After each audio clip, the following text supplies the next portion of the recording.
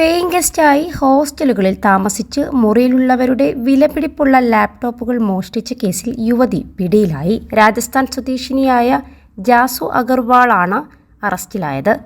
10 ലക്ഷം രൂപ വിലപിടിപ്പുള്ള 24ഓളം ലാപ്ടോപ്പുകളാണ് യുവതി 2022 മുതൽ ബംഗളൂരുവിലെ പലയിടങ്ങളിൽ നിന്നും മോഷ്ടിച്ചത്. കഴിഞ്ഞ വർഷം ഒക്ടോബറിൽ HAL പോലീസ് സ്റ്റേഷനിൽ ലഭിച്ച പരാതിയുടെ അടിസ്ഥാനത്തിലാണ് കേസന്വേഷണം ആരംഭിച്ചത്. സ്റ്റേഷൻ പരിസരത്തുള്ള ഒരു ഹോസ്റ്റലിൽ താമസിച്ചിരുന്ന യുവതിയുടെ ലാപ്ടോപ്പും മൗസും ചാർജറും മോഷണം പോയെന്നായിരുന്നു പരാതി.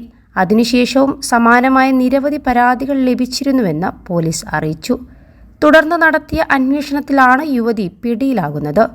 ചോദ്യം ചെയ്യലിൽ പ്രതി കുറ്റം സമ്മതിച്ചിട്ടുണ്ടെന്നും പോലീസ് മാധ്യമങ്ങളോട് പറഞ്ഞു. കോരമംഗലയിലെയും ഇന്ദിരാനഗറിലെയും വീടുകളിൽ നിന്നും യുവതി 3 ലാപ്ടോപ്പുകൾ മോഷ്ടിച്ചെന്ന് മൊഴി നൽകി.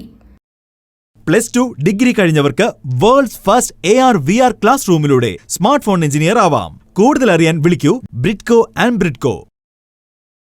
സോഫ്റ്റ്വെയർ കമ്പനികൾ സ്ഥിതി ചെയ്യുന്ന സ്ഥലങ്ങളായ Tin Factory, Whitefield, Marathahalli, Bellandur, Silk Board, Hebbal എന്നിവിടങ്ങളിലെ ഹോസ്റ്റലുകളിൽ താമസിക്കുന്ന പെൺകുട്ടികളെ കേന്ദ്രീകരിച്ചാണ് മോഷണം നടത്താറുള്ളതെന്നും യുവതി പറഞ്ഞു.